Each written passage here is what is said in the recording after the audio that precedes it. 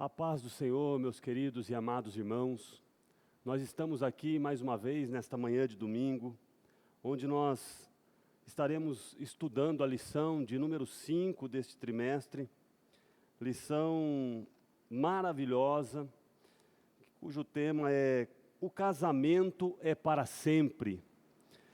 Nós estamos nesta escola bíblica dominical, que é presidida pelo nosso pastor-presidente, pastor Cisaque Valadares. E nós aqui dividimos e compartilhamos este momento juntamente com os nossos queridos ouvintes, nossos irmãos, aprendendo juntos a respeito da palavra de Deus. E neste trimestre, como já foi visto nas demais lições, nós estamos aprendendo sobre os valores do reino de Deus. Valores estes que são muito mais altos do que os nossos. Valores esses que mexem com a nossa estrutura, porque nos eleva para uma posição que nos aproxima de Deus. E nesta manhã, nós vamos falar sobre fidelidade, sobre amor, sobre compromisso, sobre juramento.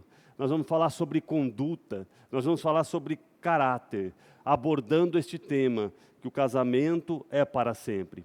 Eu quero convidar você que está nos assistindo pelas redes sociais, que você compartilhe esse link, que você divulgue, que você comente, que você participe dessa escola bíblica dominical.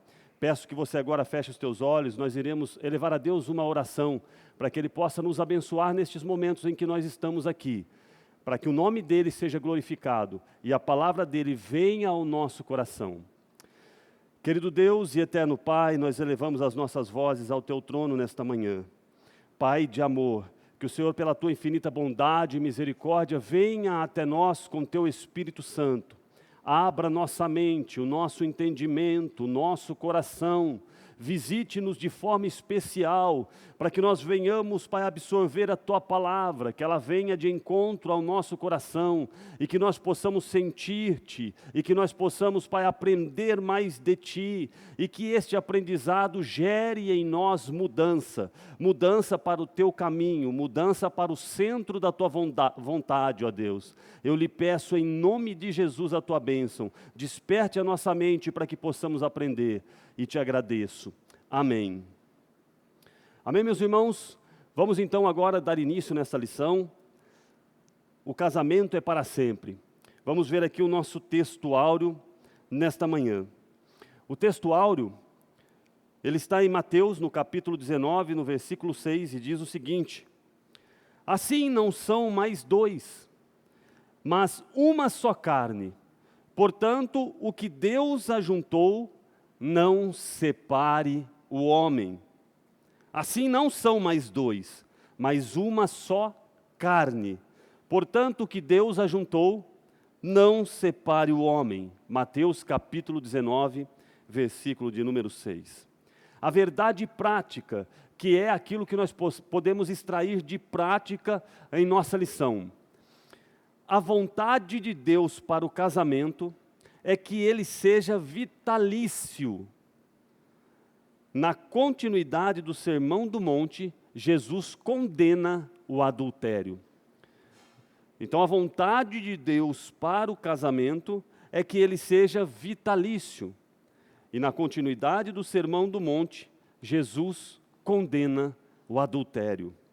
Vamos para a nossa leitura bíblica em classe. Leitura essa que se encontra no Evangelho de Mateus, no capítulo de número 5.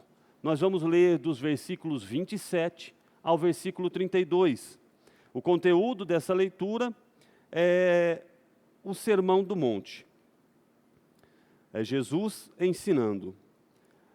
Então ele diz: Ouvistes que foi dito aos antigos, não cometerás adultério. Eu, porém, vos digo que qualquer que atentar numa mulher para a cobiçar, já em seu coração cometeu adultério com ela. Portanto, se o teu olho direito te escandalizar, arranca-o e atira-o para longe de ti, pois te é melhor que se perca um dos teus membros do que todo o teu corpo seja lançado no inferno. E se a tua mão direita te escandalizar, corta e atira-a para longe de ti, porque te é melhor que um dos teus membros se perca, do que todo o teu corpo seja lançado no inferno. Também foi dito, qualquer que deixar sua mulher, que lhe dê carta de desquite. É Jesus dizendo, eu, porém, vos digo, que qualquer que repudiar sua mulher, a não ser por causa de prostituição, faz que ela cometa adultério. E qualquer que casar com a repudiada, comete adultério. Então veja, irmãos, a profundidade deste ensino de Jesus. Ele trata diretamente de um problema da sociedade e Jesus eleva o nível moral, o nível de caráter, quando ele ensina aqueles ouvintes, e esse ensinamento não era válido somente para eles, mas é válido para nós até hoje. Vamos para os objetivos da nossa lição nesta manhã. O primeiro objetivo é apresentar a condenação do adultério. O segundo objetivo é mostrar que o que rege o coração regerá o corpo também. E o terceiro objetivo é afirmar a indissolubilidade do casamento. Então, nesses 3 tópicos, nós vamos discorrer nesta manhã. Vamos começar aqui na introdução, quem tem a sua revista, na página de número 34. Diz assim: no Sermão do Monte, em que Jesus evidencia a justiça e o caráter do discípulo, acima da postura dos escribas e fariseus, a preservação do casamento foi muito bem destacada.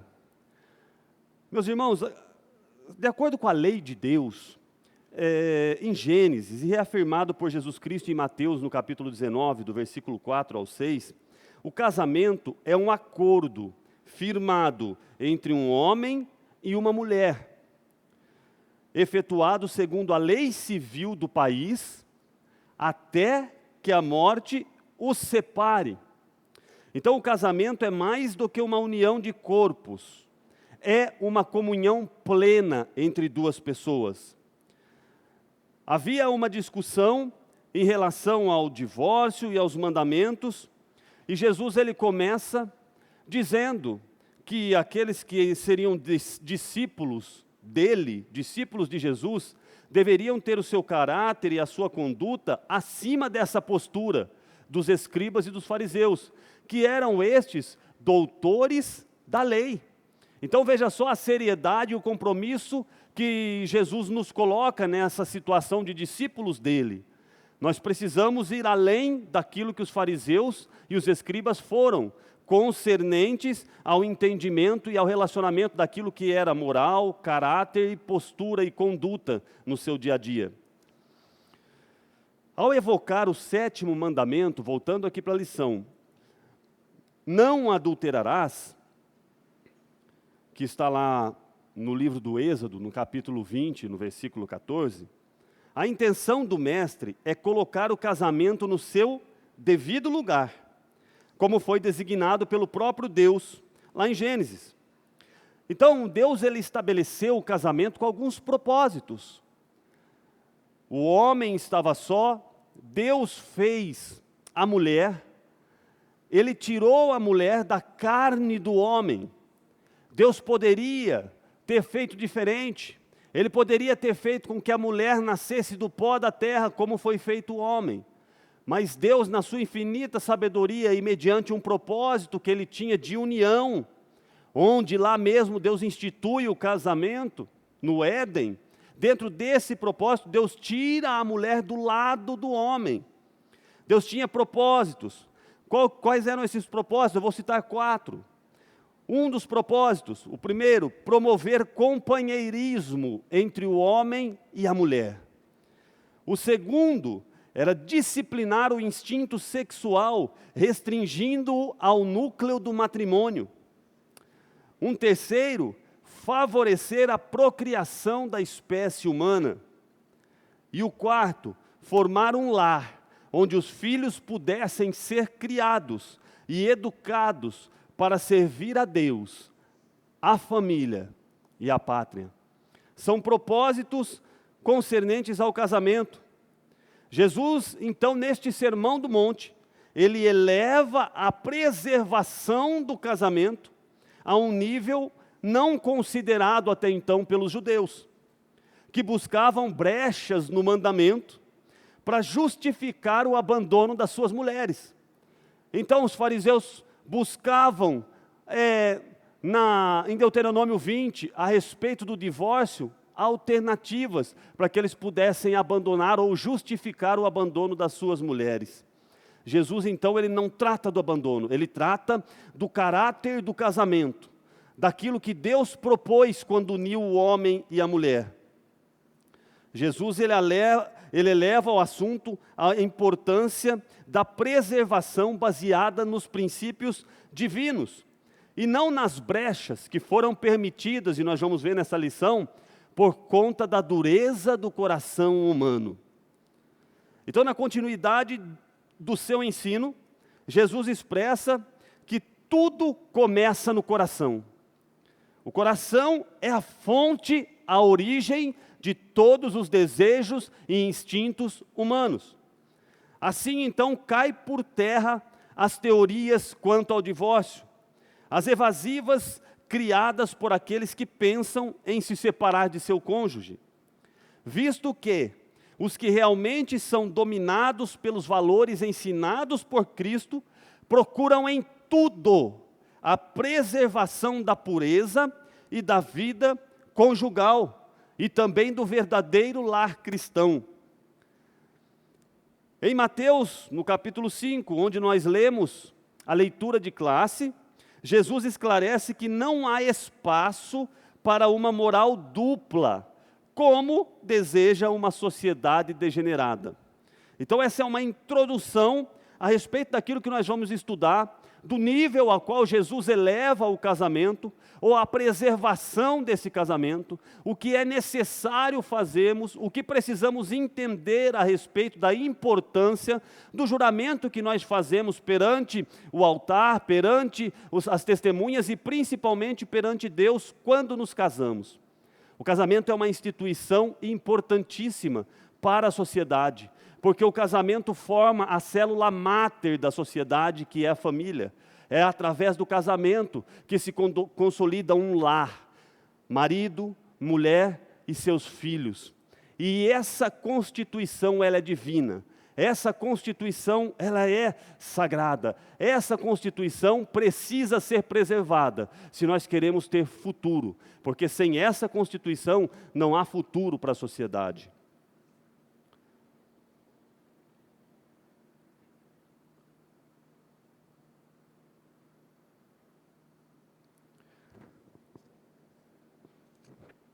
A palavra-chave da nossa lição de hoje é casamento. Nós vamos para o tópico de número 1, onde nós vamos ver um desvio, ou a anulação de todo o propósito, de todo o juramento do casamento, que é o adultério. Adultério é um ato esse que é condenado, né? E nós vamos ver aqui a condenação do adultério.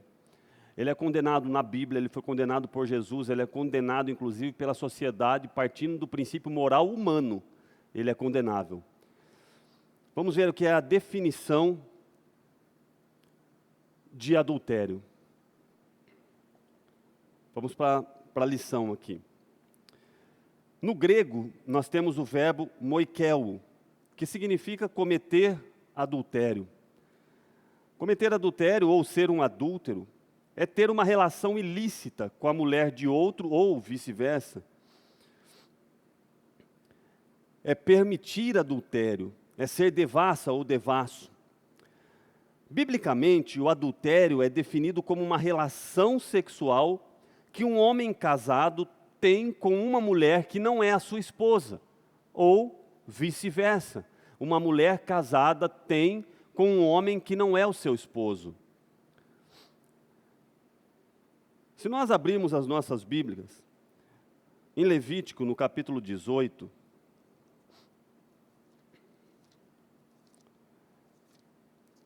nós vamos ver aqui alguns princípios, meus irmãos,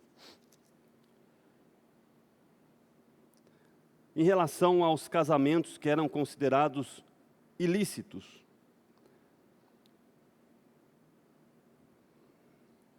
Do versículo de número 1 ao versículo de número 4, nós vamos ver aqui uma introdução. Falou mais o Senhor a Moisés, dizendo: Fala aos filhos de Israel e dize-lhes: Eu sou o Senhor vosso Deus.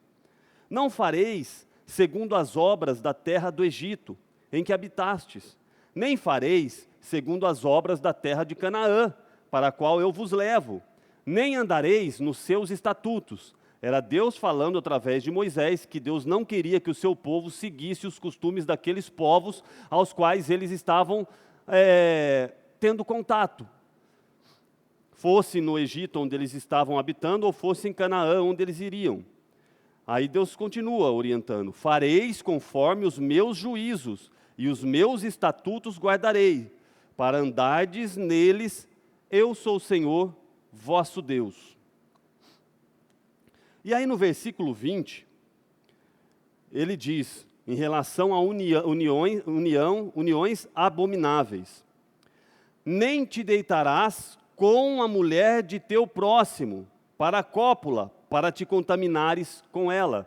Então já ficou bem claro, dito por Deus ao seu povo, em relação ao adultério, que isso é uma abominação. Ela é uma abominação.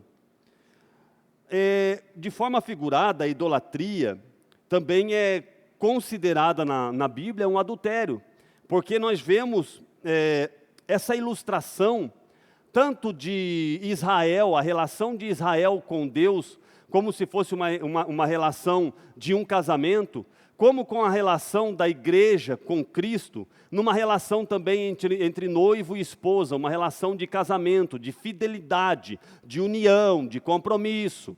Então, quando o povo de Israel adorava outros deuses, a Bíblia usa, principalmente se nós vermos Jeremias, se nós vermos Ezequiel, nós vamos ver que estes profetas utilizam figuradamente o adultério espiritual, quando o povo idolatrava outros deuses, abandonando o Deus verdadeiro.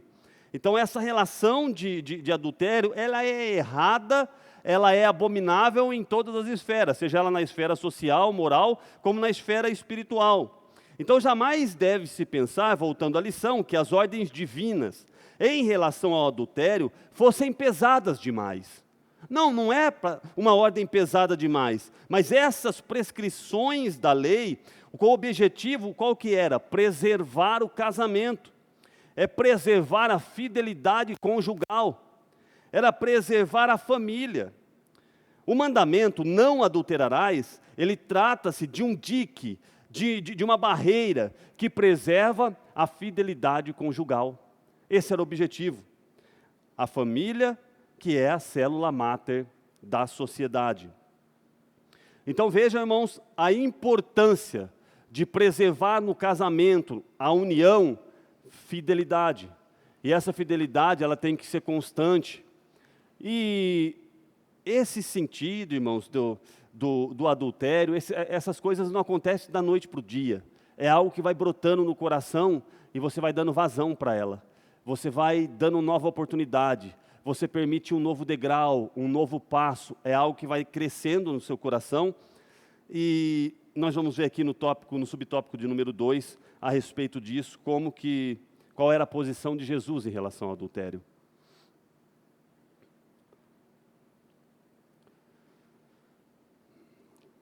Para Jesus, a gênese do adultério, ou a origem do adultério, está no coração.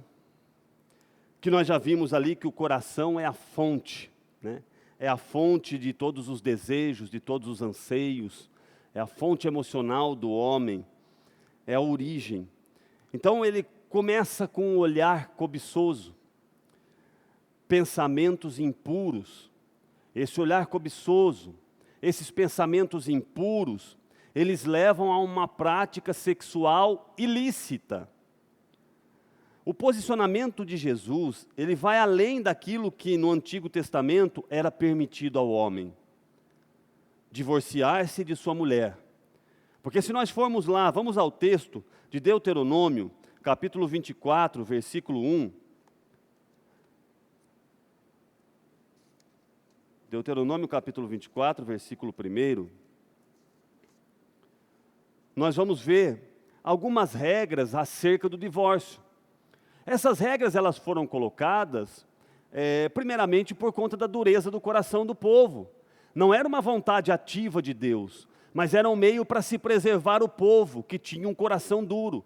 Então foi-se colocado regras para que o povo fizesse algo que não era o querer de Deus, mas que houvesse pelo menos uma regra para preservar um lado ou outro. Então o que está escrito?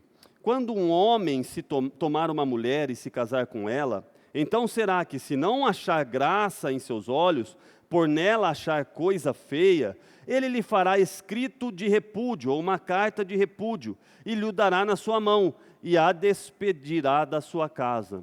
Então, assim os judeus seguiam utilizando este artifício para justificar qualquer situação mais banal possível, como por exemplo, queimar o arroz.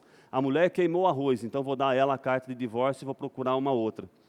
É isso que Jesus estava tirando, ou elevando para um outro patamar, dizendo que não era, apesar de o Novo Testamento, do Antigo Testamento dizer a respeito do divórcio, Jesus está indo ao cerne da questão e diz, só procura isso quem tiver um coração que não for transformado, um coração que for profano e tiver contaminado.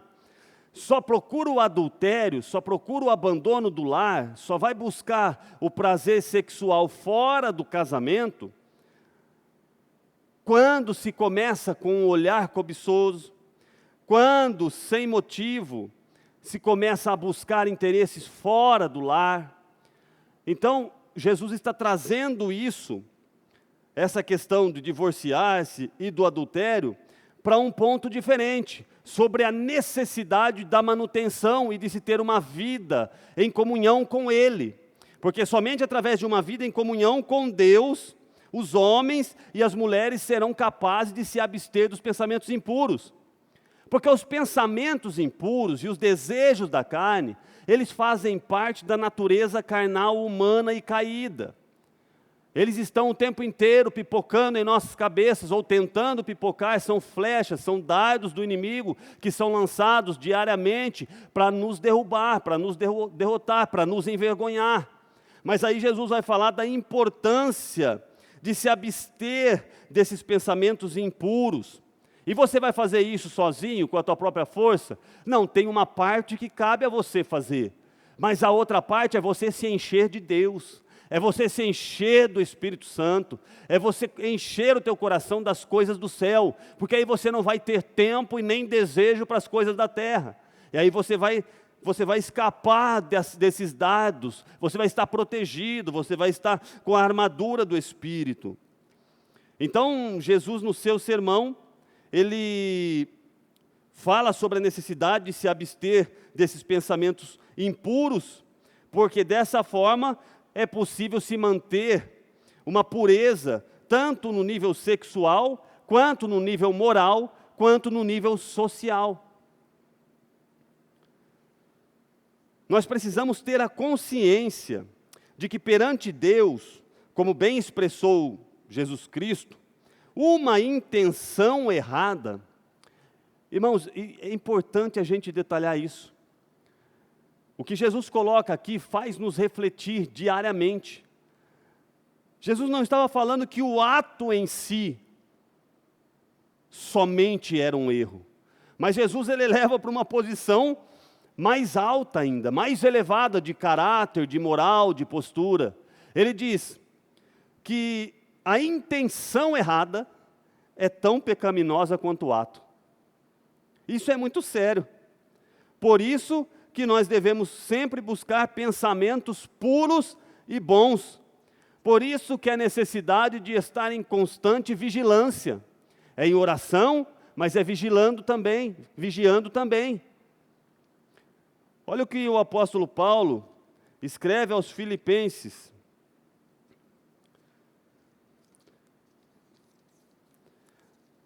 No capítulo de número 4, o versículo de número 8. Quanto ao mais, irmãos meus, tudo que é verdadeiro, tudo que é honesto, tudo o que é justo, tudo que é puro, tudo que é amável, tudo que é de boa fama, se há alguma virtude e se há algum louvor, nisso pensai. Ele não está falando aqui nas coisas que nós não devemos pensar, mas somente ao falar nas coisas que nós devemos pensar, automaticamente nós já excluímos todos os demais. Porque nós temos que fazer uma avaliação, e não é somente um critério que o apóstolo Paulo coloca para avaliarmos a respeito das coisas que nós devemos pensar, das coisas que devem entrar na nossa mente, das coisas que devem fazer parte dos nossos olhos, das coisas que vão aguçar os nossos desejos. Ele está colocando vários critérios, tem que fazer uma avaliação. O que você vai fazer é verdadeiro? O que você vai fazer é honesto? O que você vai fazer é justo? O que você vai fazer é puro? O que você vai fazer é amável? O que você vai fazer é de boa fama? Tem virtude? Tem algum louvor nisso que você vai fazer? Ou isso que você está pensando? São esses os critérios? São essas as balizas, os alicerces para que nosso pensamento seja correto? Quer fazer um teste? Se você vê algum pensamento, você fala, mas será que eu devo fazer isso? Devo seguir com esse desejo do meu coração? Faça uma avaliação, se Jesus estivesse no meu lugar, o que ele faria? Você não é imitador de Cristo? Faça uma avaliação, sempre coloque essa pergunta. Quando o pensamento mal vier, ou o pensamento ilícito vier, clame a Deus. Pare para pensar se no momento em que você dá vazão a ele, se o Espírito Santo tem lugar ainda no teu coração, ou se você tem que pedir licença para ele. Não deixe essas pequenas coisas passageiras e efêmeras, esses prazeres que passam rapidamente e depois trazem um peso tão triste de remorso. Não deixem, não permitam que essas coisas contaminem o teu futuro, a tua história, a tua família, os teus amigos. Às vezes por um pequeno detalhe, como Esaú, chegou faminto, trocou a sua primogenitura por um prato de lentilha. Quanto tempo durou para ele comer aquele prato? Quanto tempo de prazer ele teve até que seu estômago estivesse cheio e satisfeito? Por conta desse momento de prazer, ele perdeu a sua primogenitura. As bênçãos que seriam para ele, passaram para Jacó, por conta de um detalhe, por conta de um momento. Não troque tudo que você tem por um momento. Clame a Deus, que Ele limpa todo esse pensamento, tudo que há no teu coração, Ele purifica.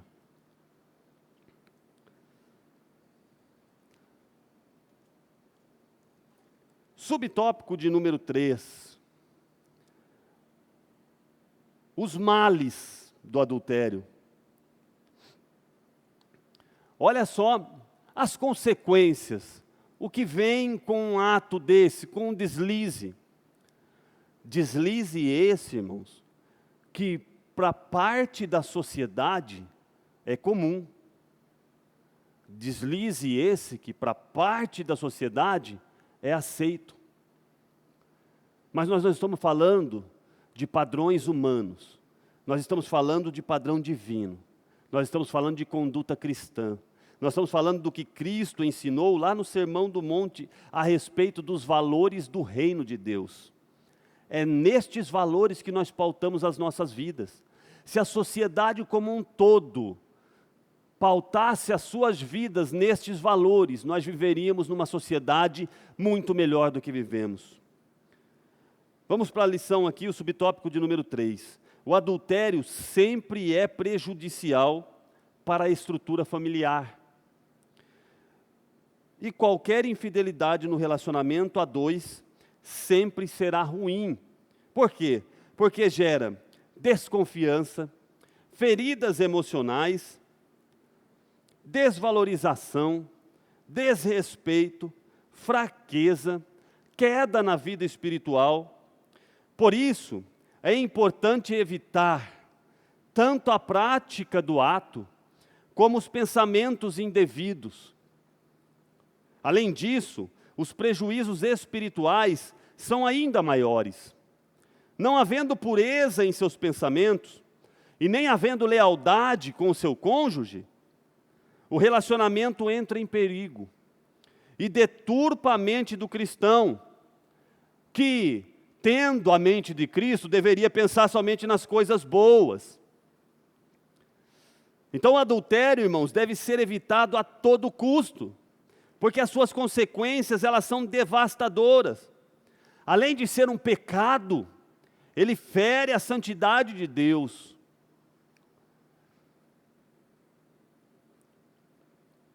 Se houve, irmãos, há vários exemplos na sociedade de casais que ou o marido perdoou a mulher que o traiu, ou a mulher perdoou o marido que o traiu.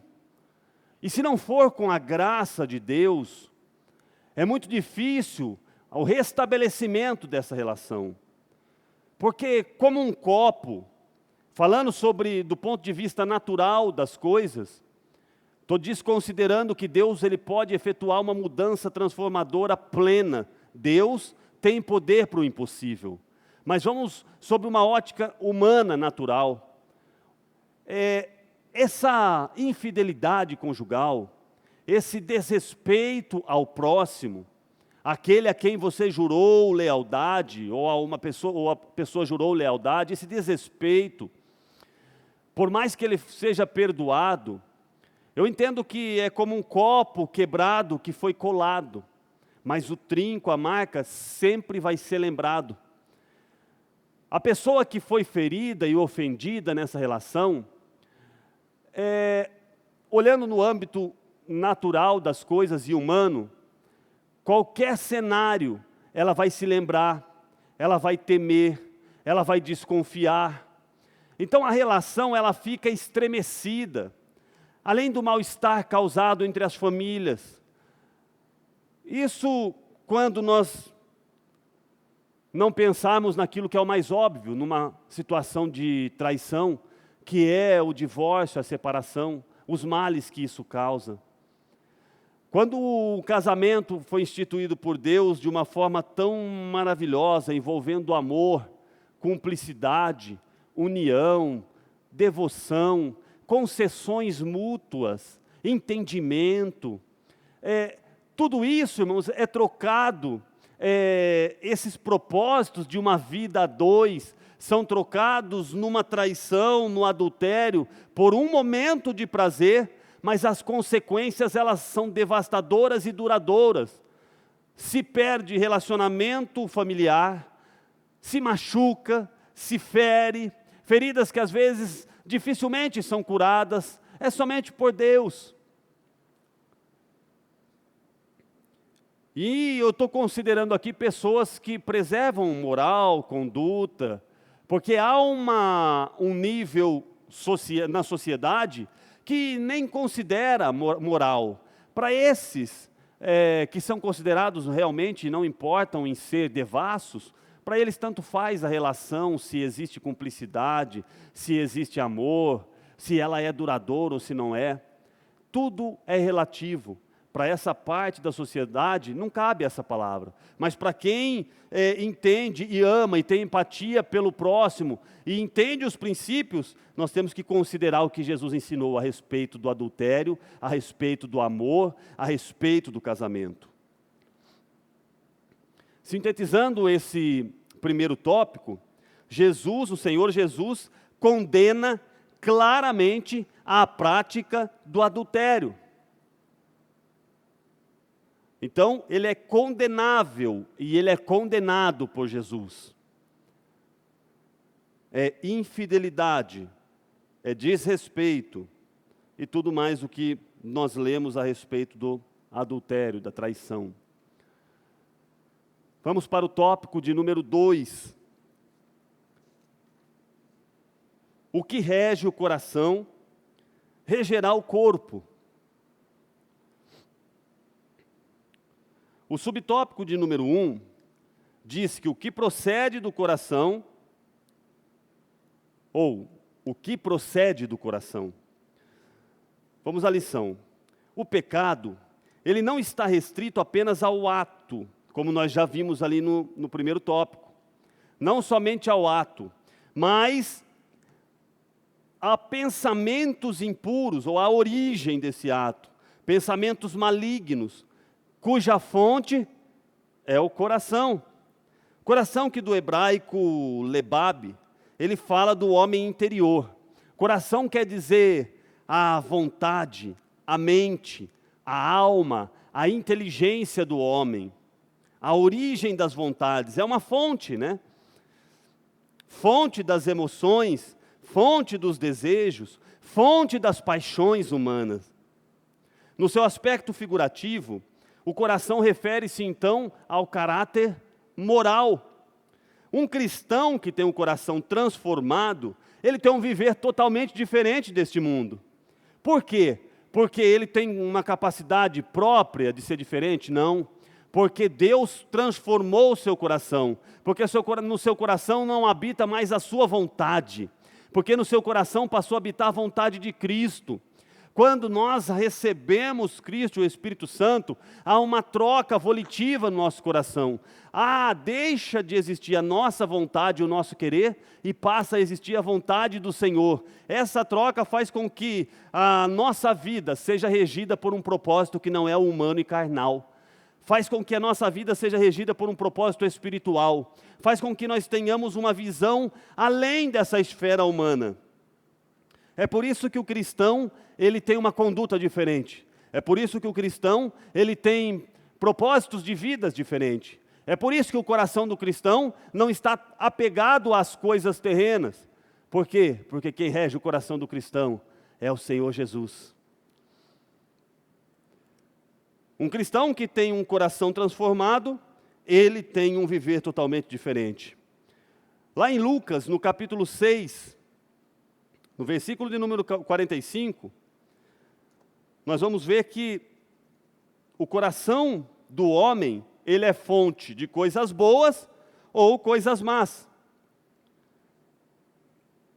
O homem bom, do bom tesouro do seu coração, tira o bem. O homem mau, do mau tesouro do seu coração, tira o mal. Porque da abundância do seu coração, fala a boca. Em Mateus, no capítulo 15, versículo 18 e 19, vai corroborar exatamente com esse texto. 1 Samuel, capítulo 16, versículo 7, vai nos dizer que o coração do homem, ele é foco do olhar de Deus. Vai dizer a respeito da escolha de Samuel, quando ele estava escolhendo os irmãos de Davi, e Deus vai dizer para ele, olha, você está olhando pela aparência, pela formosura, pela estatura, mas eu não vejo como você vê, eu vejo o que está no interior, no coração. Então o coração do homem é foco do olhar de Deus. Nós vamos ver também que lá em Jeremias, no capítulo 17, versículo 9, que o coração do homem é enganoso. Enganoso é o coração do homem, quem o conhecerá? Ou seja, quem é guiado pelo seu coração, e eu estou dizendo um homem que não entregou sua vida completamente a Deus, mas um homem que é regido pelas suas vontades, pela fonte das suas emoções. O homem que é guiado pelo seu coração é um homem que vai pelo caminho do engano. Em Provérbios capítulo 4, versículo 3, nós vamos ver que nós devemos guardar o nosso coração. E nós vamos ver o salmista Davi, no Salmo 51, no versículo 10. pedir a Deus para que desse a Ele um coração puro. O que nós precisamos, irmãos, é de um coração puro, é de um coração transformado, porque se o Senhor guiar as nossas vidas em todos os momentos, se a nossa vida estiver guiada por Ele, se o nosso coração estiver tomado pela Sua palavra, pela vontade do Senhor, nós andaremos em bons caminhos, nós faremos o que é reto, nós nos desviaremos do mal, nós não cometeremos esses erros, esses deslizes e esses equívocos que fazem parte da natureza caída e pecaminosa humana. Isso daqui tudo, irmãos, são coisas do mundo, porque é concupiscência da carne, é a concupiscência dos olhos, é a soberba da vida. São as coisas humanas, as coisas mundanas, que nos afetam, que nos afastam de Deus. Essas coisas não são de Deus, mas são do mundo. As coisas de Deus são diferentes. E Deus precisa estar totalmente em nossa vida, através de Jesus Cristo, na presença do Espírito Santo em nós, para que nós possamos pensar e enxergar de forma diferente daquilo que o mundo enxerga e vive. Subtópico de número 2, o homem é o que pensa. É sabido por todos que o homem é aquilo que ele pensa ou que ele sente. Os pensamentos e ideias que estão no seu homem interior são os motores que colocam em ação todo o seu corpo e são determinantes para a sua conduta. Irmãos, Deus fez o homem dotado de vontade. E Deus deu ao homem esse direito de escolher a sua vontade. Deus poderia travar o homem e dizer: eu criei, vou permitir que ele faça somente a minha vontade. Mas daí o homem seria um boneco que não teria oportunidade de fazer suas próprias escolhas. E Deus, ele é tão bom e tão justo, que Ele criou o homem com livre-arbítrio, a possibilidade de escolher entre obedecer o seu Criador, aquele a quem ama, ou negligenciar esse amor dado ao homem, de inclusive o criar, negligenciar esse amor e tomar um caminho diferente. Deus permite que o homem faça essa escolha, e o homem é fruto das suas escolhas. O que o homem semear, isso ele também vai colher. A lei da semeadura é outra regra básica instituída por Deus, da qual nós não podemos fugir. Todas as nossas escolhas nós podemos fazer conforme a nossa vontade, mas nós não podemos escolher plantar algo e colher algo diferente. Nós vamos colher exatamente aquilo que nós plantarmos. O que semeia o pensamento da cobiça, desejando outra mulher, não demorará para que isso se concretize na prática. A cobiça é algo que começa no coração. É como uma pequena semente plantada que vai gerar o fruto do pecado. Cada um, conforme Tiago, capítulo 1, versículo 14 e 15, cada um é engodado por sua própria cobiça, a qual dará luz ao pecado, que sendo consumado leva à morte. Então, irmãos, é um caminho de morte. Ser levado por um coração enganoso, ser levado pela própria vontade, ser deixado levar pelo instinto humano, carnal e natural, certamente vai te conduzir para o engano, para a distância de Deus e para a morte. É esse alerta que a igreja de Cristo faz há 2000 anos. É esse alerta que muitos ouvem, mas não escutam. Ouvem, mas não querem absorver. Ouvem, mas não querem abrir mão de pequenos momentos de prazeres, resultados do pecado. Em troca de pequenos momentos de prazeres, trocam a primogenitura, como Esaú, trocam o futuro com Deus, trocam a eternidade, preferem abrir mão de tantos privilégios para viver uma vida de acordo com sua própria vontade. O homem é o que pensa.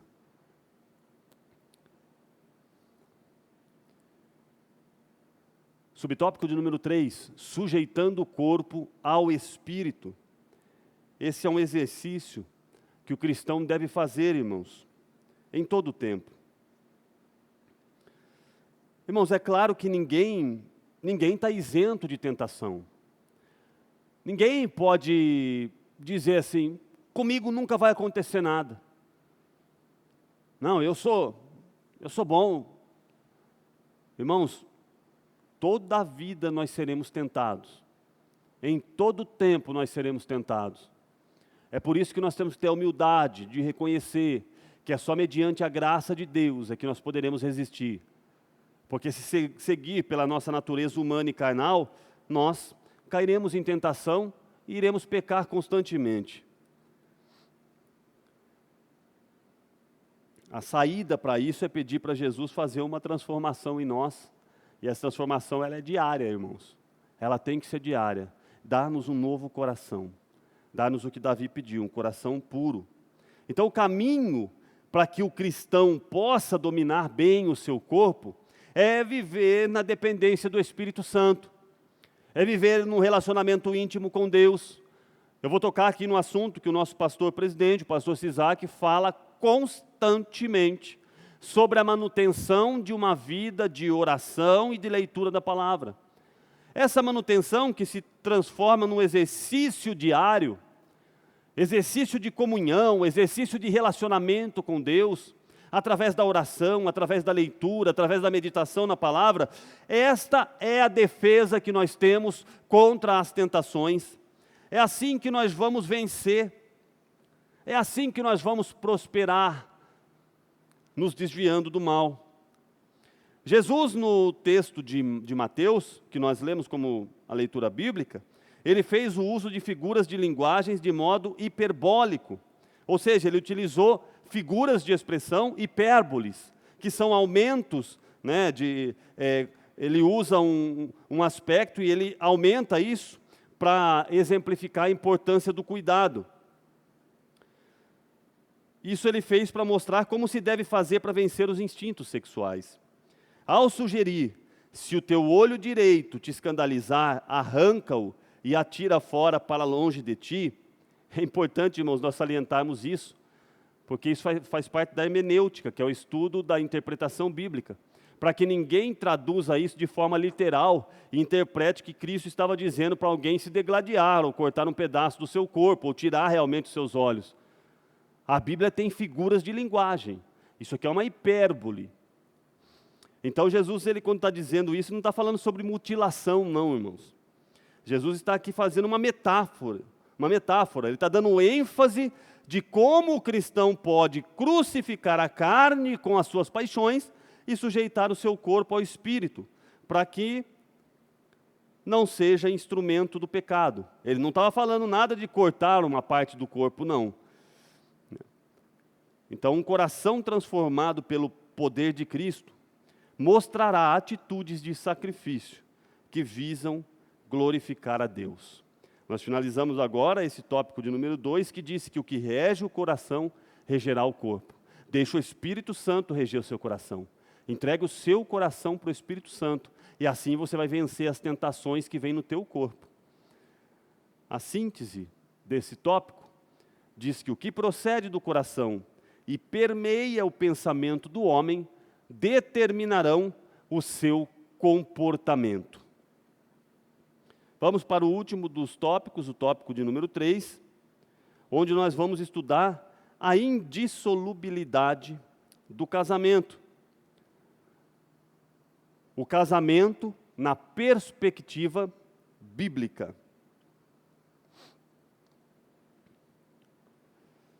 Qual que é a origem do casamento?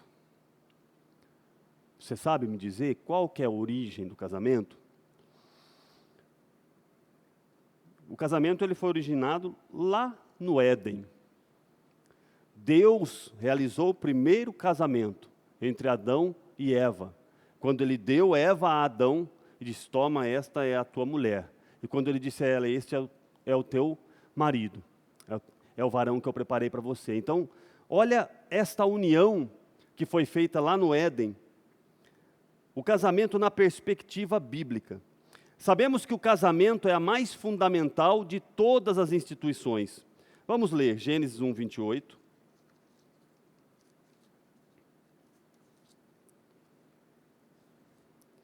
Gênesis no capítulo 1, versículo de número 28. E Deus os abençoou e lhes disse: frutificai e multiplicai e enchei a terra e sujeitai-a, e dominai sobre os peixes do mar e sobre as aves do céu e sobre todo animal que se move sobre a terra.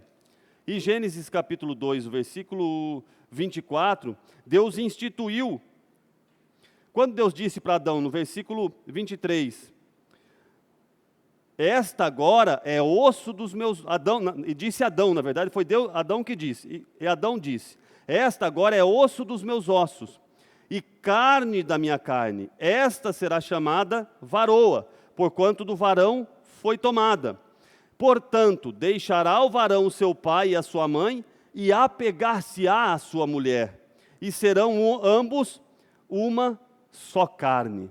Então, olha que cenário maravilhoso que Deus instituiu no casamento, nessa união.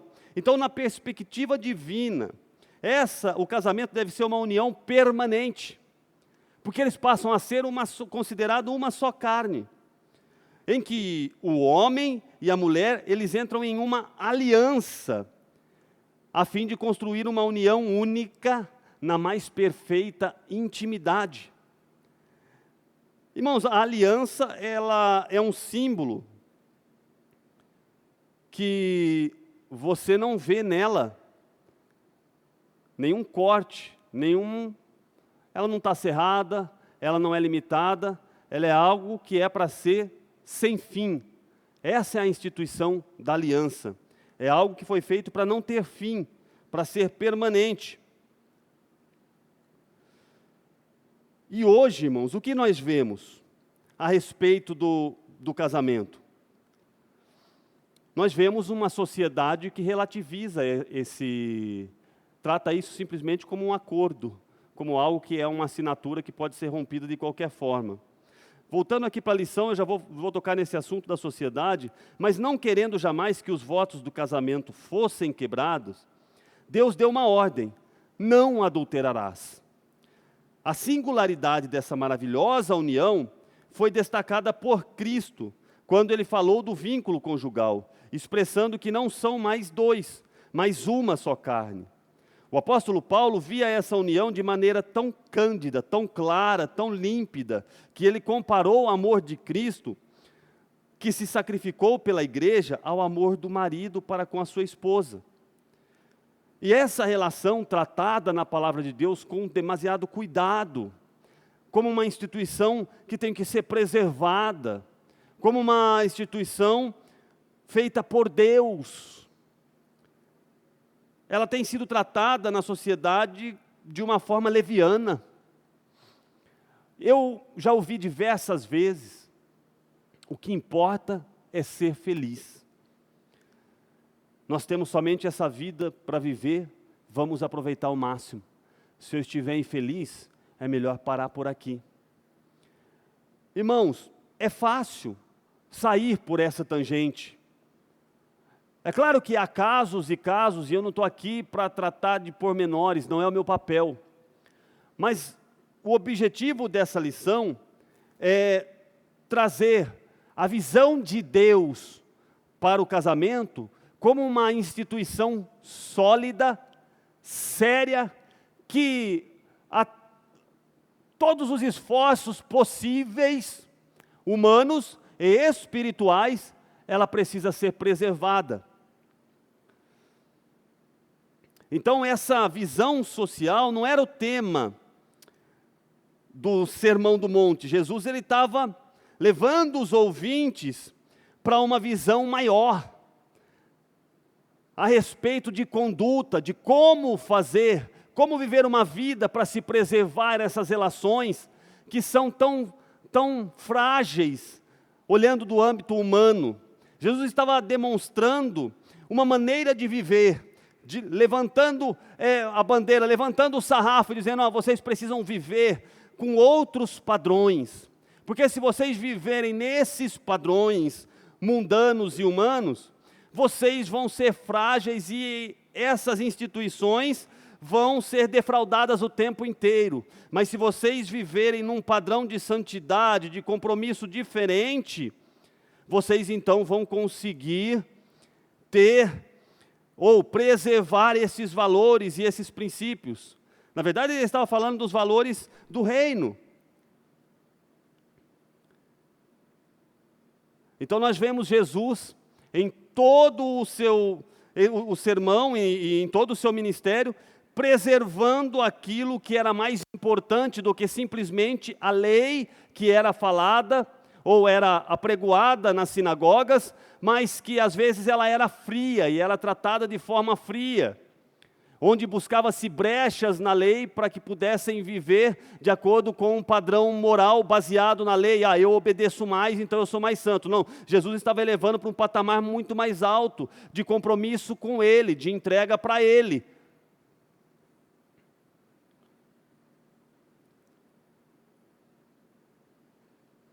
Paulo, então, quando ele vê esse cenário, que ele demonstra a importância do amor, e faz essa relação da igreja com Cristo, ele mostra a seriedade da importância da manutenção dessa união.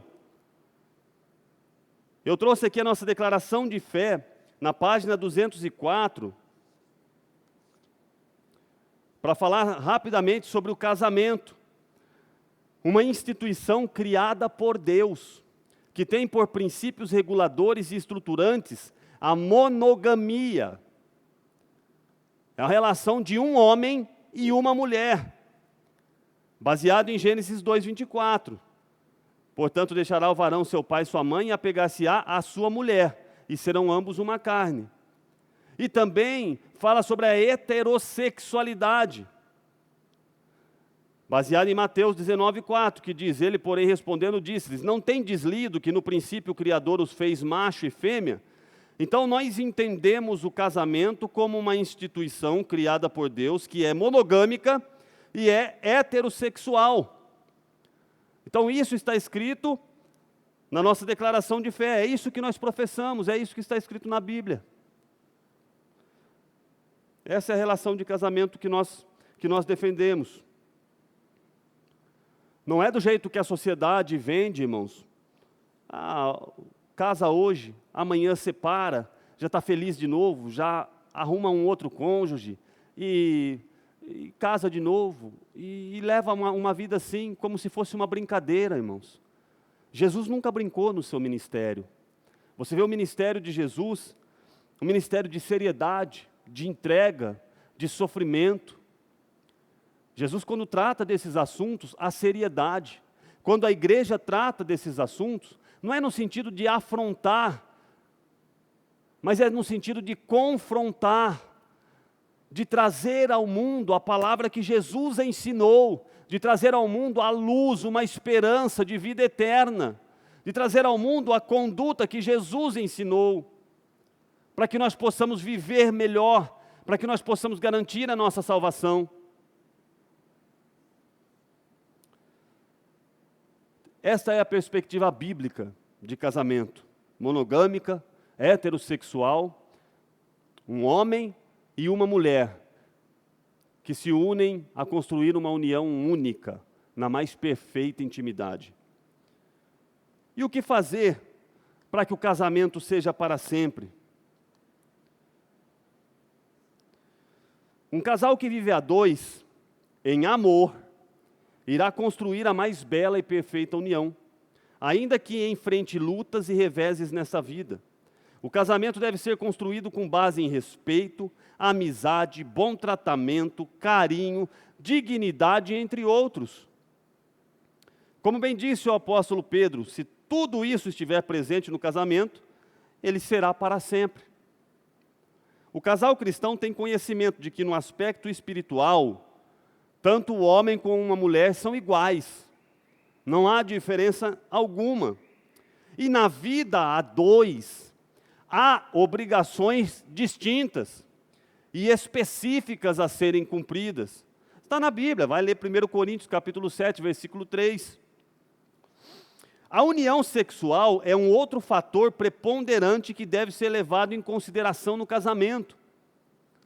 Ele deve ser desfrutado pelo homem e pela mulher, casados, em uma intimidade mais profunda. O verbo coabitar fala de relação sexual dentro do casamento, tratada pela Bíblia como algo digno. Digno. A relação sexual, irmãos, dentro do casamento, não é pecado. Então, como diz aí uma tradição, de que o sexo dentro do casamento é pecado, e muitos têm ideias equivocadas a esse respeito, dizendo que o pecado, ou o fruto proibido lá do Éden, foi o sexo que aconteceu entre Adão e Eva, é um equívoco, a Bíblia não diz nada a respeito disso. O sexo no casamento, ele é permitido e abençoado por Deus. Hebreus 13:4 diz: venerado seja entre todos o matrimônio e o leito sem mácula. Porém, aos que se dão à prostituição e aos adúlteros, Deus os julgará. Então, o casal cristão é consciente de que jamais ele deve usar o sexo da mesma maneira como fazem os ímpios, da mesma maneira que é vendido nos filmes, vendido pela mídia, vendido em várias esferas da sociedade. Mas eles devem fazer sempre com amor, com carinho, com respeito. Como que é vendido aí fora? Sem amor, sem carinho, sem respeito, somente com o propósito de dar vazão às suas lascívias. Essa é a forma do mundo tratar a relação sexual, sem compromisso algum. Mas para um cristão, o leito, o casamento, o matrimônio, ele é algo a ser venerado, a ser cuidado, a ser protegido. Irmãos, e é possível viver extremamente feliz dentro do matrimônio. Ainda que a sociedade diga o contrário, é possível viver feliz, irmãos. Portanto, o casal que deseja que seu casamento dure para sempre, deve estar em comunhão com Deus e ter uma união marcada pelo amor e uma vida sexual regrada e sadia. Irmãos, o casamento tem que ter equilíbrio. Tem que ter equilíbrio. Muitas vezes na juventude, quando se pensa no casamento, um dos pensamentos que vem é a relação sexual após o casamento, principalmente entre jovens cristãos que querem se preservar para esse momento. Isso é muito bom. Mas o casamento não é só sexo. O casamento envolve outras responsabilidades, outros compromissos, e com o passar do tempo se percebe que o fundamental e o bacana no casamento, aquilo que é agradável, é um equilíbrio entre tudo isso.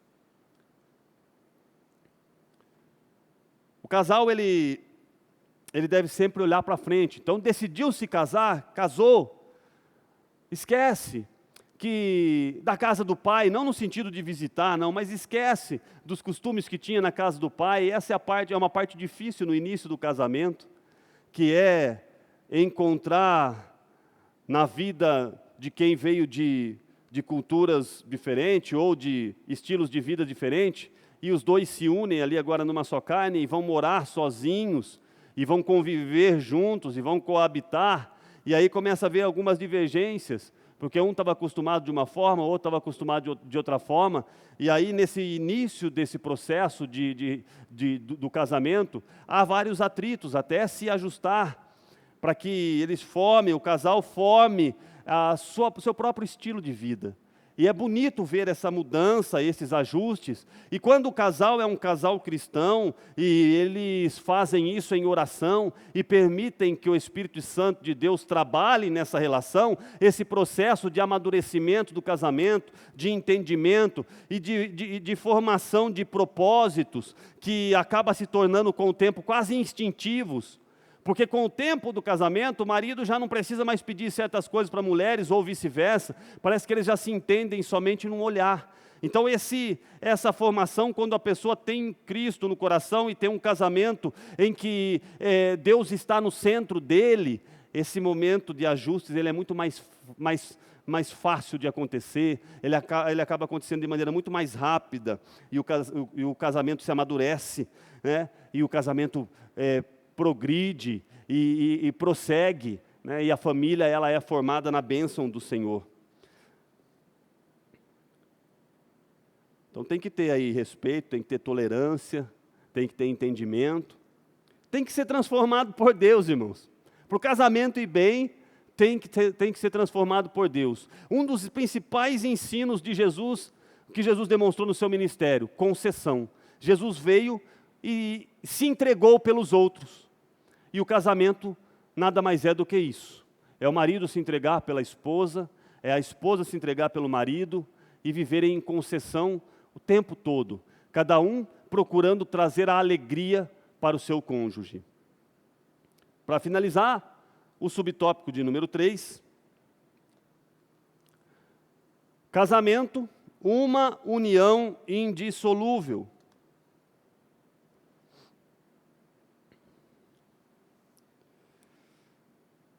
Na discussão de Jesus com os líderes religiosos, ele destacou os ideais divinos para o casamento. Isto é, como Deus havia projetado a fim de que fosse permanente. Há exegetas que gastam tempo e muitas letras para provar que o divórcio era permitido. Esses exegetas, eles buscam elementos históricos, nas duas escolas rabínicas dos judeus, que era a escola de Shammai e a escola de Hillel. A primeira escola, a escola de Shammai, ela destacava a questão da impureza no aspecto mosaico a partir do adultério. Então, quem seguia essa escola de Shammai entendia que só era válida essa carta de divórcio que nós lemos lá em Deuteronômio 24, quando havia adultério. Quem fazia parte da escola de Hillel, que era uma escola mais liberal, entendia que por qualquer motivo fútil, por exemplo, se a mulher queimasse a comida, o homem já tinha o direito de dar a carta de divórcio. Então, era uma briga, irmãos, que não acabava nunca a respeito da interpretação da lei. Mas melhor seria que tais estudiosos gastassem mais tempo para falar do casamento e do seu propósito eterno, do que falar a respeito de qual que é a maneira correta de se divorciar, né? Então, para Jesus, o casamento é uma união indissolúvel. E por isso deixou claro que, quanto ao divórcio, o divórcio não era um mandamento de Moisés, mas o divórcio era uma concessão. Essa concessão, ela era devido à fraqueza humana, por causa do pecado. Vamos ler Mateus 19, 8.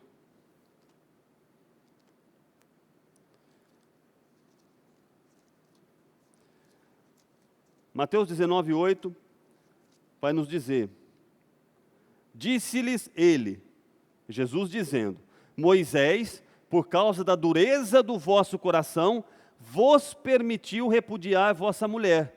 Mas, ao princípio, não foi assim. Ou seja, foi uma permissão, mas não era a vontade, não era o querer. O propósito de Deus era outro.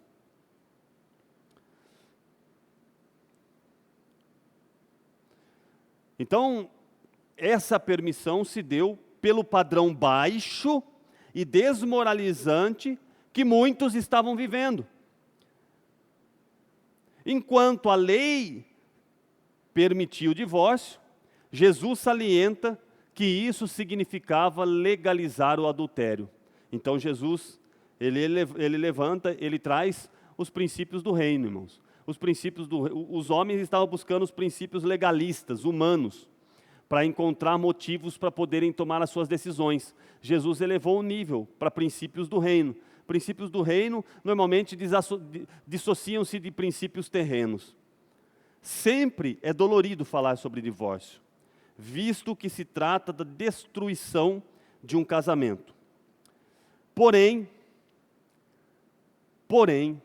como servos de Deus, nós precisamos dizer que a comunidade de salvos, que quer viver o padrão do reino de Deus, com as suas bem-aventuranças, precisa entender que o ideal divino é a indissolubilidade da vida a dois, tanto física como espiritualmente, seguindo o padrão divino do Éden, onde os dois serão uma só carne.